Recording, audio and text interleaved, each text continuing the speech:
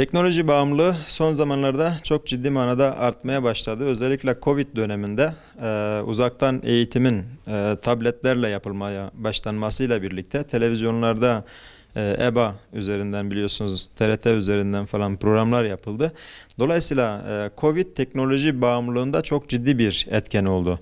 Yani o uzaktan eğitimin Zoom üzerinden vesaire programların yapılmasıyla çok ciddi anlamda etken oldu ve günümüzde şunu fark etmesi lazım ailelerin teknoloji kullanımından kaynaklı hem nörolojik hem patolojik hem psikolojik problemler oluyor. Aynı zamanda sosyolojik sorunlar ortaya çıkıyor. Mesela şöyle diyelim, dikkat, hafıza, konsantrasyon ve mantık muhakeme sorunu ortaya çıkıyor uzun kullanımlar sonucunda.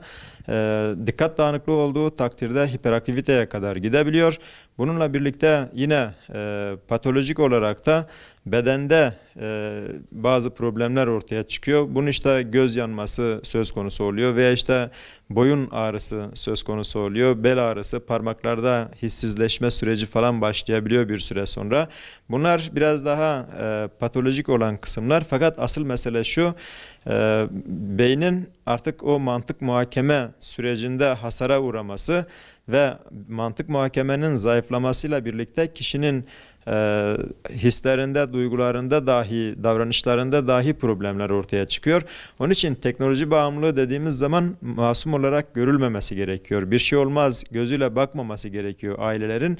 Bu çünkü bir süre sonra öyle bir hale geliyor ki ruhsal hastalıklara sebep olabiliyor, davranış bozukluklarına sebep olabiliyor.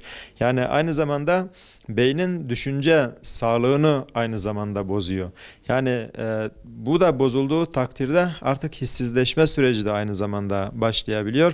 Yani çocuk birine vurur ama vurduktan sonra muhakeme zayıfladığı için ne olmuş ki gözüyle bakar. Veya işte bağırır, öfkelenir, ne olmuş ki der. Yani burada çok ciddi problemler var o yüzden.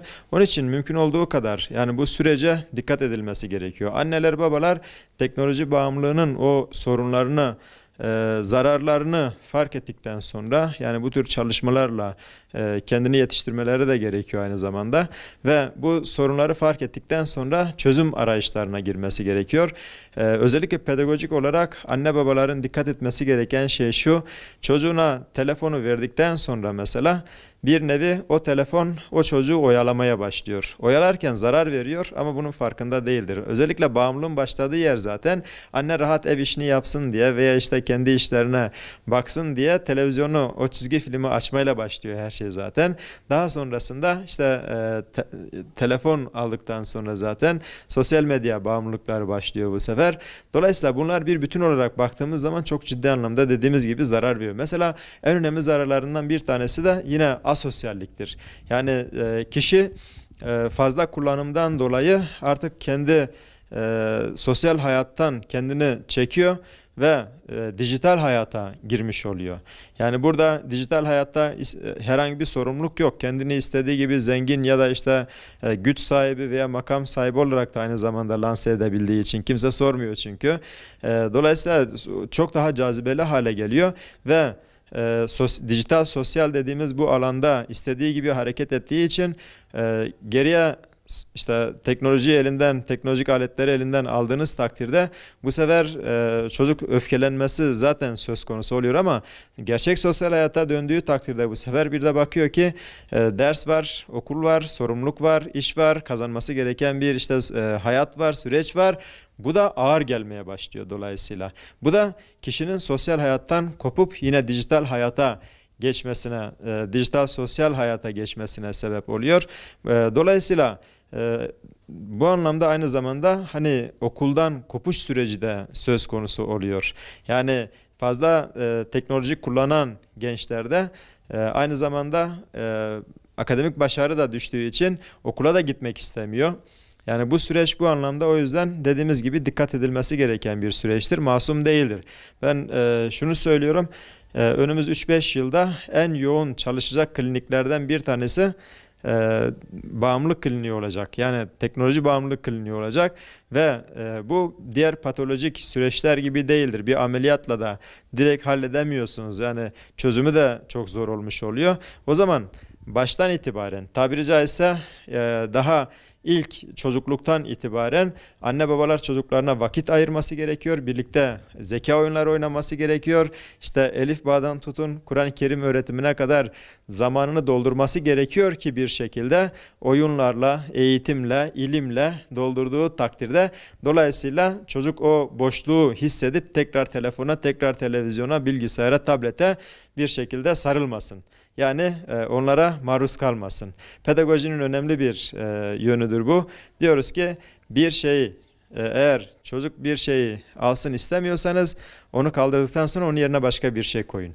O zaman biz teknoloji bağımlılığını önlemenin yolu olarak diyoruz. Ne yapacağız? Elindeki o telefonu aldığımızda bir oyuncağı verebilmeliyiz. Veya işte bırak şu televizyonu izlemeyi değil, hadi gel birlikte şu faaliyeti yapalım diyebilmeliyiz. Gençler için de bu böyledir. Hadi beraber misafirliğe gidelim, beraber işte bir faaliyet yapalım, dışarı çıkalım gibi güzel bir işte faaliyetle doldurursak şayet, dolayısıyla teknoloji bağımlılığının hem olası ortaya atacağı zararları, meydana getireceği zararları önlemiş olacağız. Hem de çocuklarımızı bu anlamda bu süreçten kurtarmış olacağız. Son olarak şöyle bir şey de söyleyebiliriz. Özellikle gençlerimiz, çocuklarımız aldıkları o telefonla veya sosyal medya içerikli herhangi bir bilgisayar olabilir, tablet olabilir. O sosyal medyaya bağlanmayla birlikte çok ahlak dışı ve inancımıza aykırı sitelere de girebiliyorlar ve onların ahlakıyla aynı zamanda ahlaklanmaya başlıyorlar. Bunlar farklı bir şekilde bakıyorsunuz işte eşcinselliği pompalayan siteler olduğu gibi veya sosyal medya platformları olduğu gibi şiddet aynı zamanda pompalayan, aynı zamanda işte şehvet pompalayan o platformlar da söz konusu oluyor. O zaman burada en güzel şey nedir? Alternatif bir şekilde çalışmalar yapabilmek, çocukla, gençle birlikte vakit geçirebilmek, bir aile ortamı, aile içi iletişimde huzur ortamı oluşturabilmek, bütün bu bağımlılıkların ortaya çıkardığı problemlerin de ortadan kaldırılmasına belki de en büyük çözümdür diyebiliriz.